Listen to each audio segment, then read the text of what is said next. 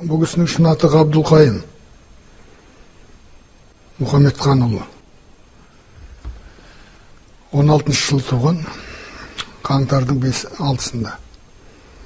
Осыдан 4 жыл бұрын мен сөйледім осы студияда. 1 сағат қайырлы таң бағдарламасы бойынша. Сол кісі ғана туралы 1 сағат сөйледім осында. Енді одан басқа жазғандарым кітаптың ішінде тұр 2 мақалам. Одан басқа газеттерде қанша. Енді қай жағынан келіп бұл әңгімені ұсынуға болады. Зерттеуші екенін, ғалым екенін оны елдің бәрі біледі. Қалай зерттеді, қалай сондай үлкен жетістіктерге жетті дегенге жауап ретінде кітапханамен байланысты дегенді айтуға болады. Бұл кісі кітапханашылықтың бар қыр-сырын меңгерген адам, өзі қызметші болмаса, архив атаулының әсіресе. Сонсын анау Совет одағы, Кеңес одағы кезінде Мәскеу орталығымыз. Қазіргі Санкт-Петербург, Ленинград болды. Сондағы дүние жүзіндегі ең үлкен кітапханалармен теңесетін 2 кітапхана бар. Мәскеуде Ленин атындағы кітапхана дейді. Ал Петербургте, Ленинградта Салтыков, Щедрин атындағы кітапхана дейді. Олардан сәл төмендегі шағындау академиялық кітапханалар. Солардың барлығымен жергілікті Қазақстанда айтпағанның өзінде Гоголь кітапханасы қазіргі Абай атындағы кітапхана дейді. Бұрын Гоголь атындағы болған. Анау орталықта Ленин көшесінде сол кітапхананың үйі тұр, қазір банк. Абайдың әлі кіріп кітап алып жүрген жері сол. Соның қайдағы анау қор болып, мынандай оқырманға бермейтін сирек қорына дейін бұл кісі қолы жеткен. Ал ана Мәскеу, Ленинградтың жаңағы айтып отырған кітапханалардан хат арқылы ылғи тапсырыс беріп, аналарменен неше алуан кітаптарды алып, өзі керегінше пайдаланып, қайтарып отырды. Сонсын ал басқа зерттеулердің ішінде әсіресе бір үлкен тағылымды ісі кітапханамен байланыстың. Содан мына алдымен қазаннан бұрын тіпті мына Троицкий орынборларды түгел сүзіп шыққан ғой кімдер, коктейлер. Олармен жол болмай, әрі қарай Мәскеуге бар, Мәскеуде келісе алмаған, сол жерде Әлихан Бөкейханов кеңес берген Петербургке бару ғана типографияға, мұсылман ғой деп. Айтқандай, сол мұсылмандықпен олар қабылдап жақсы шығарған. Не бұл енді ол кісінің кітапханамен байланысында үлкен жетістік. Сонсын кім? Екінші Шоқанның досы Құсайын Файызханов, татар оқымшысы. Өте білікті адам, жоғары дәрежелі. Шоқанға дос болған, Қазақстанның өзі жай жеке басы экспедиция келіп, анау зираттардың басындағы эпитафия дейміз, қаралы жазу бар ғой. Солардың бәрін зерттеген адам. Енді соны да солай. Файызханов Әлкей Марғұлан білген, толық ол кісі зерттемей. Сосын мына кісі Файызхановты тағы да кім екендігін анықтап, бәлен жыл, онда да 10 шақты жыл. Академик Кононов деген тілші болды. Соның хатын іздеп тапқан. Ана кісі зерттеуші, кейін түркологтар туралы сөздік жасады ол кісі. Соның ішінде Файызханов бар. Құсайын Файызханов. Тағы басқа осындай істерінің барлығында бірде-бір нәрсені ол кісі зерттемей, кітапханадан немесе архивтен түпнұсқасын сенімді дәлелін таппай жазбайды, айтпайды. Ол әлгі бөсу дейді оны. Бөседі ғой ол деп сөйтіп отыратын. Талай ғалымға осындай сын көзімен қарады. Мынау дегендей адамдардың. Енді ол кісінің осы зерттеушілік ғалымдық тұлғасын тек қана сол Әлкей Марғұланмен салыстыруға болады. Өте ұқсайды екеуі. Телегей теңіз, білім, соның өзінде шейін әлгі өзі айтқандай бөспейді, нақтылығына соның барлығын елге жеткізіп, дәлелді түрде, орнықты түрде. Өсіріп айту, бөстіріп айту жоқ. Енді одан басқа, енді Әуезовпен достығын оны білесіздер. 8 жасында Әуезовті бірінші көрген, Семейде. 1924 жылы Абайдың қайтыс болған 20 жылдығын атап өткенде Әуезов баяндамашы болып. Сосын ол кісілердің үйлерінде талай болған Әуезов. Ана жаңа Семейде үйі әзір тұр.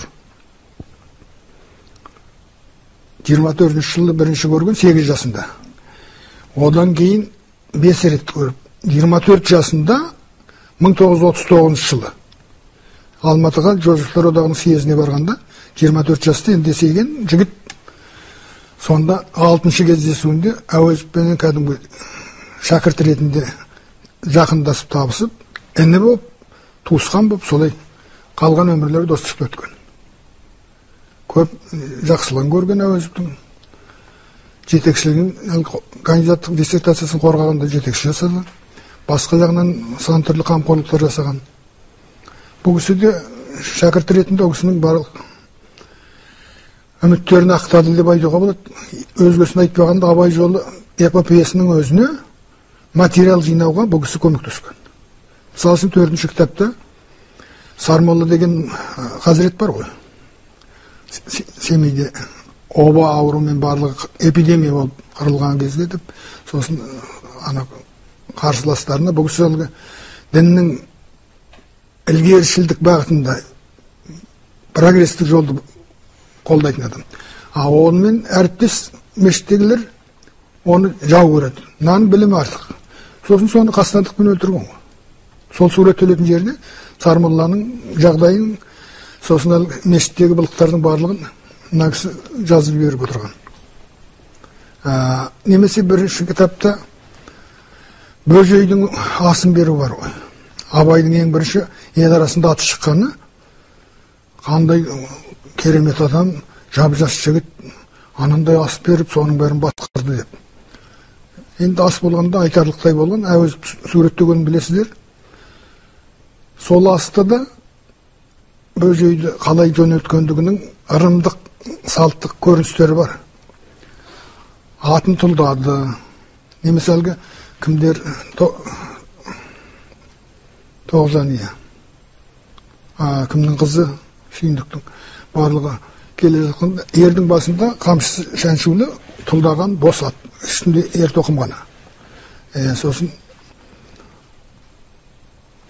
киіз үйдің жоғарғы маңдайшасына тағы да найзалаған ту тігіп қояды. Сондай анда таңданатын, сосын ана елдің сүйінішін тудырған көріністер. Соның бәрін Әуезов қайдан алды дегенде, оны да ана кісі білген енді өзі мұқан. Бірақ өзінде кітап жасында оқыған шығар, сосын ана айтады, Семейден қара, Құрбанғали Халидидің Хамса деген бес тарих дегені бар. Соның ішінен ана жазып жіберді. Сөйтіп соның материалдарын жіберіп отырған.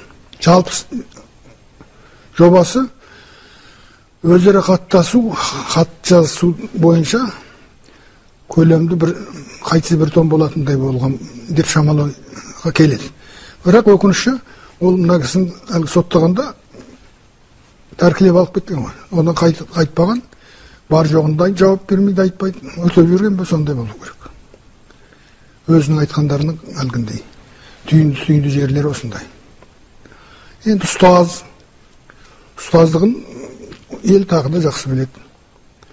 Жарты ғасыр бойы біздің қазіргі Шәкәрім университеті бұрынғы педагогикалық институт. Соның кафедрасында қызмет етті. Мен де осында аға деп сіздер ата деп жүрген адамдардың көпшілігі қазір тосып отырған арабағында сол кісінің шәкіртіміз. Сабақ 5 жыл мен алдында отырып сабақ алдым. Арабтар 4 жыл оқыды, біз 5 жылдан оқыдық. Енді ұстаздығы да солай. Өнеге тұнып тұрған. Сосын білім беруге, шеберлігі. Бүкіл бір архивті бұлай қолына, о кезде мына портфель ұстау да жоқ. Біз оқыған кезде. Портфель деген білмейді, ұстамайды. Мына кітаптарды бұлай қолтығына бүйтіп қысып жүреді. Осылай келетін. Көрдіңіз бе? Соның бәрін жайып салып отырып, бізге бәрін білгізу керек, бәрін жеткізіп ұғындыру керек. Осындай жағдайда болды.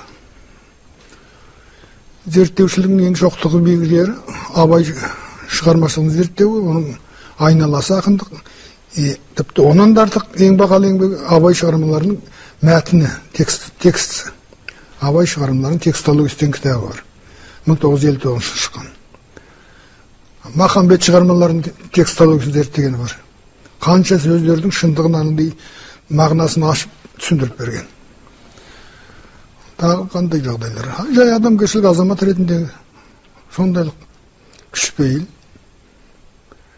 Өте байсалды, тартымды, иә. Сонсын ешкімге андай ренішін білдірмейді. Қатты ашуланы дегенде ондай болмайды. Әлгі нағыз өзінің ғылыми көзқарасы бойынша айтысқанда әрине ашуланған, енді оны білеміз. 25 жылға сотталғанда сот бәлем ба күн болды ғой. Кешірімді адам, иә, үндемейді. Өзін ренжітіп отырса да біреуге үндемейді. Сөз айтып, анамен жауаптаспайды.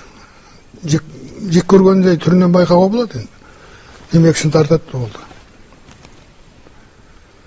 Үй ішінде де жақсы көрді ол кісіні. Балалары бар. 10 бала болған, 9 бала істері. Барлығына тәрбие берген. Сөйтіп өмірінің соңғы жылдарында Абайдың 150 жылдығына дайындық кезеңінде арнайы ол кісінің шығармалар жинағын дұрыстап шығару үшін текстологиясын біледі деп арнайы Алматыға шақыртып қызмет еткізді.